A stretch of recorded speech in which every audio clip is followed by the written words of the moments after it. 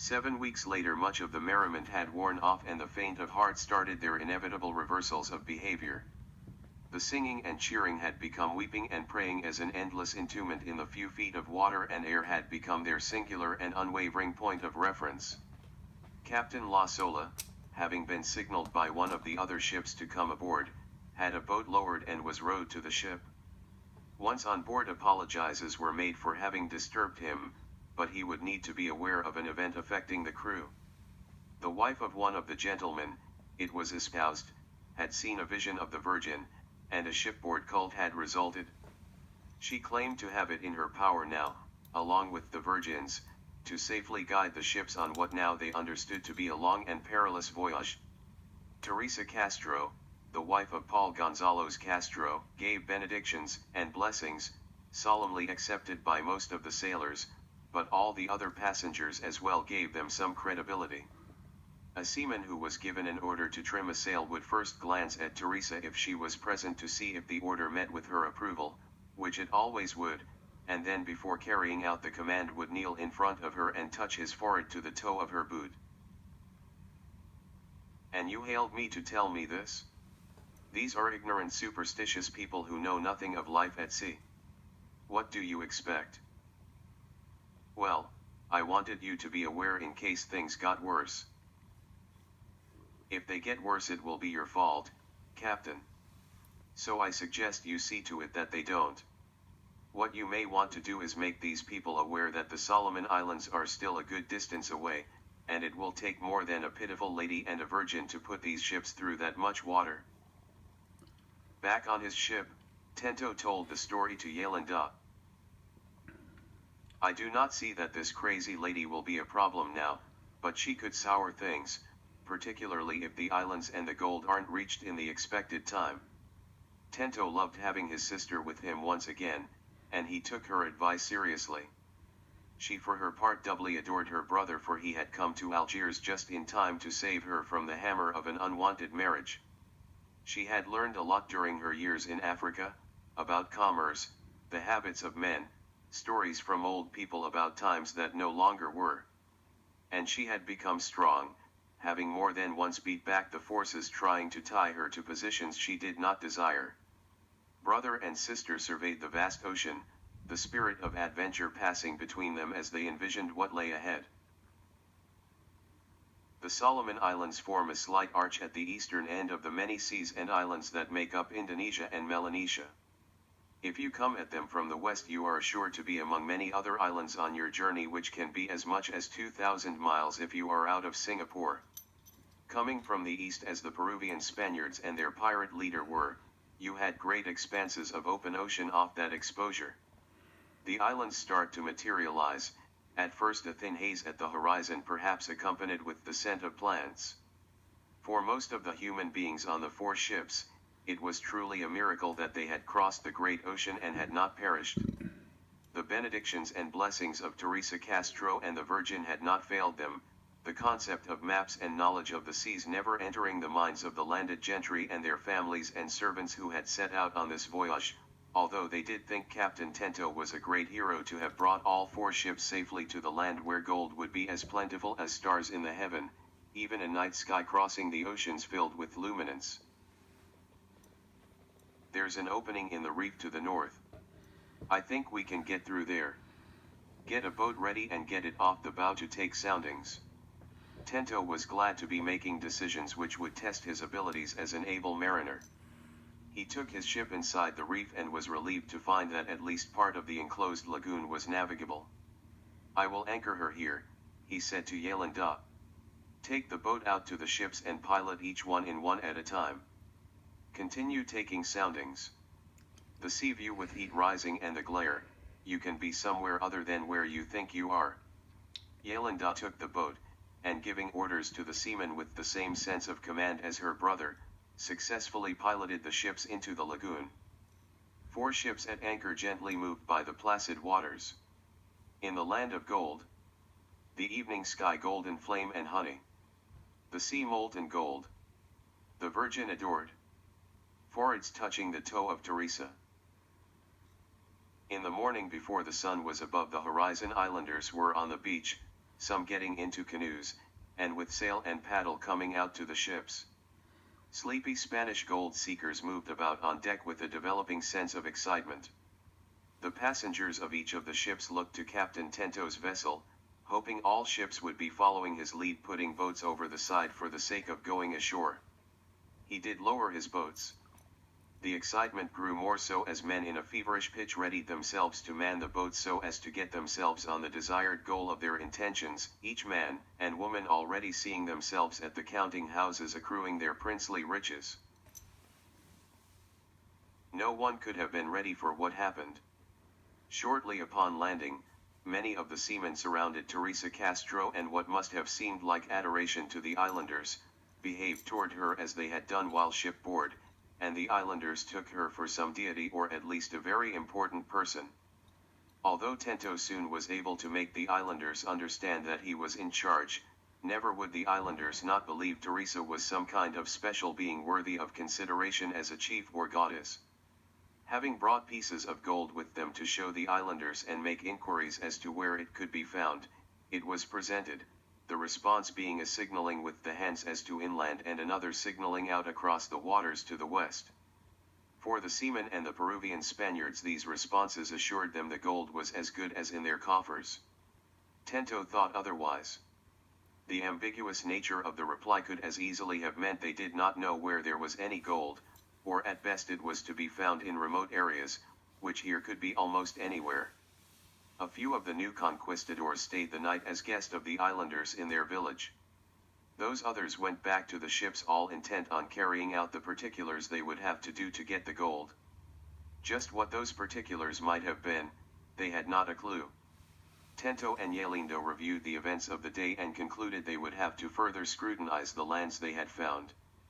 They went to sleep proud of their accomplishments so far, and dreamed dreams of glorious days ahead. The next morning brother and sister went ashore. Teresa immediately came before them, seamen, noblemen, and islanders, all tagging after her as if some impoverished retinue was now attaching itself to her, shrilling and with a bit of distemper proclaimed, "I am staying here. I intend to start a colony. I will be governor. All the people you see here and some others are my colonists." Teresa Castro, this cannot be. We have decided to further explore this land. All the ships will be leaving. As he was talking, Tento was looking at his sister with bewilderment. "El Capitán. I now speak for my colony.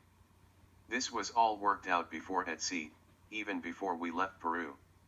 Gold I am seeking, but glory and power as well. All is ours. You are free to go where you want." "Yelinda. Come with me, I want to talk to you alone." On some large rocks that stood just inside the strand of beach, shaded by curving palm trees, they sat, first taking in the scene, looking at each other, thinking, brooding, then feeling the time right to speak. First Yelinda spoke. "Well, it doesn't surprise me." "Nor me," her brother admitted, "but I have to make this all pay off for us, and what sort of complexity is added? We cannot be sure. You of course could, with force, make her continue with you. But let me make this suggestion, I will stay with Señora Teresa and safeguard our interest. You make it clear to her the only way she gets to stay is if I stay. I do not like one bit leaving you alone, my dear sister. I lost you once and am not about to let it happen again. You should not let emotion cloud the water, brother, my captain. Besides, lost. You could find me anywhere." Tento thought for a while. This option would allow some flexibility in his plans, as he could leave one ship at this island, giving him less responsibility. As it was always his intention to seek out Spanish galleons employed in the Manila trade, being free to roam less encumbered seemed an attractive alternative. "Okay. You stay with this mad lady. I will leave one ship. If things get bad, sail away. You will be the only one who could. I will be gone a year." Oulet plied his ships along the string of islands. When a landing was feasible, they went ashore, and although explorations were made, the prime reason for their endeavor, gold, continued to elude them. Many of the travelers became weary and wanted no more, but wished to be back in Peru, where at least they could feel safe to daydream and build mountains of the yellow metal in their minds. As there was no way for them to navigate without the captain, and it being their suggestion as an alternative to return to Peru, he consented to allow the dissenters among them to attempt their hand at colonization much as Señora Teresa. He required there be 2 more colonies attempted, each a good distance from the others. A ship was left at each site and Captain Tento, with a crew worth his command, once more found himself sailing free, now on this farthest ocean, with a great joy in his heart. He entered into the China Sea and set a course for Manila. Spanish. Gold. Revenge. Glory. He sailed westward along the islands, and when they were past he steered north into the open sea toward the islands that cradled Manila in their protective armor, for Manila was less a place than a civilization, a culture of diverse people bound in brotherhood of a timeless tradition of trade. Before the destination was achieved, in a fog-bound sea he spied a small flotilla of Spanish galleons. The spoils he sought would, it seemed, be granted as a gift. How thoughtful of these brave, sea-fearing men of Spain! If they had a lookout on him or not, it did not matter. He had had enough observations, broken and intermittent as they were, to gauge their course, and he set his mind. He would follow the same course and speed as the galleons, and then in the morning increase his speed and engage. He told none of the crew, knowing his men fought best when freshly roused and fused with excitement newly cast. A late watch was kept, and the captain imagined the next day's events, mixed with the tastes and senses of that dark night at sea, when not beyond the ship's figurehead was visible. The sounds of the ship and ocean made almost silent, absorbed, as they were, by the heavy fog. No shorebird or seabird heard. Not a whale sounding.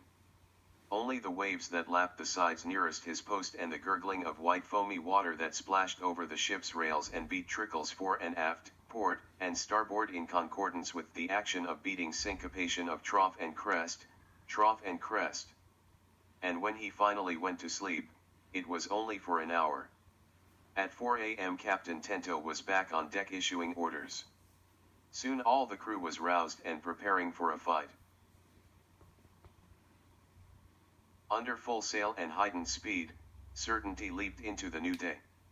When the first beams of light broke the darkness, there were the 3 galleons, exactly as predicted. Setting course for the middle ship and with full speed ahead, the Spanish were taken completely by surprise.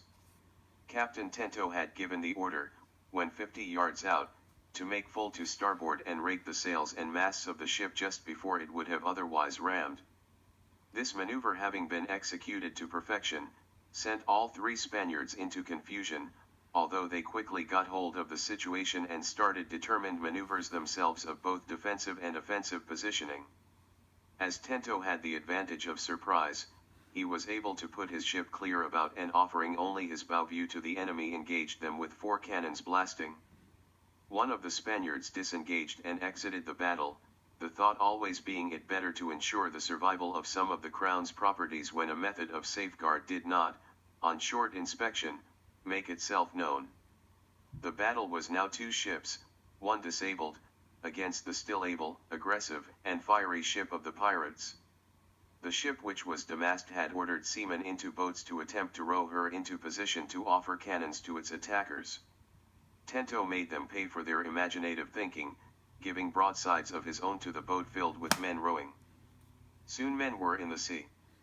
Attempting to make their way onto the boats that did not capsize, officers on those boats hacked at them with their swords from fear that too numerous a count of sailors in a boat would put all into the sea.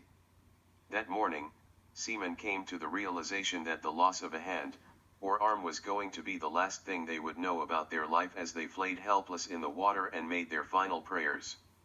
Captain Tento put 2 8-pound shots into the floundering ship's side at the water line, which would give those aboard more than enough to worry about, leaving him free to deal with the other.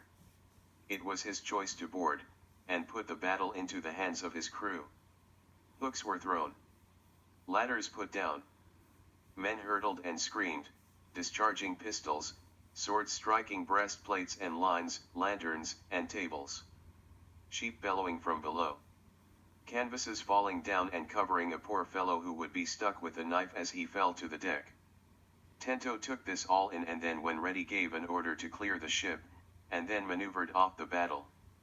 His gunnery had been set for this moment and at short range, certainty ripped into the galleon and it was over.